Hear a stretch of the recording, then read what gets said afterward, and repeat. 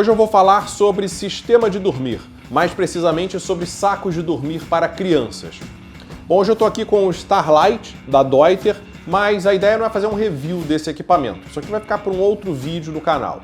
A ideia hoje é explicar uma questão bem importante, que é a respeito da faixa de temperatura para sacos de dormir infantis.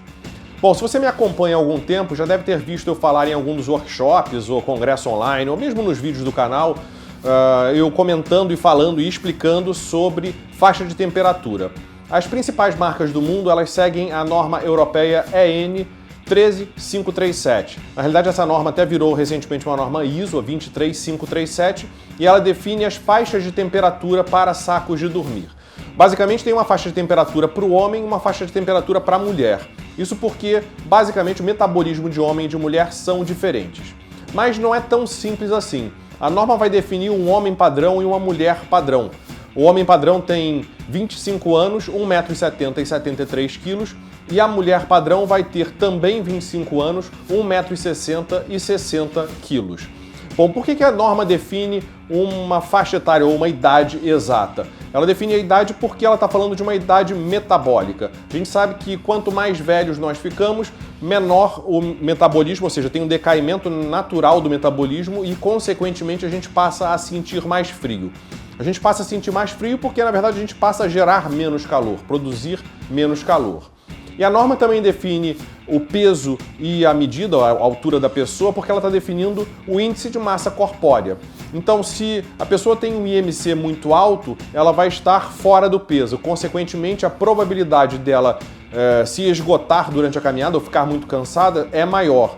E quando a pessoa fica cansada, o metabolismo também tende a cair e a produção de calor é menor. Consequentemente, a pessoa passa mais frio ou tende a passar mais frio. Por outro lado, se o índice de massa corpórea é muito baixo, a pessoa é muito magra e ela também gera menos calor, consequentemente passa mais frio. Claro que isso é um tratamento estatístico dos dados, isso pode ser diferente, mas a ideia é que estatisticamente isso funciona dessa maneira. Bom, e quando a gente fala de um saco de dormir para criança, como é que a gente vai definir essa idade metabólica? Não tem. Como a gente vai definir esse índice de massa corpórea? Não tem como. Mas não tem como por quê? Porque basicamente a gente está falando de uma quantidade de probabilidade de faixas etárias muito grandes. Esse saco aqui, por exemplo, ele é para pessoas de 1,30 m até 1,70 m. Olha só a variação. Consequentemente, uma variação de idade muito grande. Por isso, a norma não vai definir uma faixa de temperatura para criança, porque a gente pode estar falando de uma criança de 4, 5 anos, 3 anos, ou uma criança já de 12, 13, 14 anos, né, dependendo do tamanho da criança, e vai caber aqui nesse saco de dormir.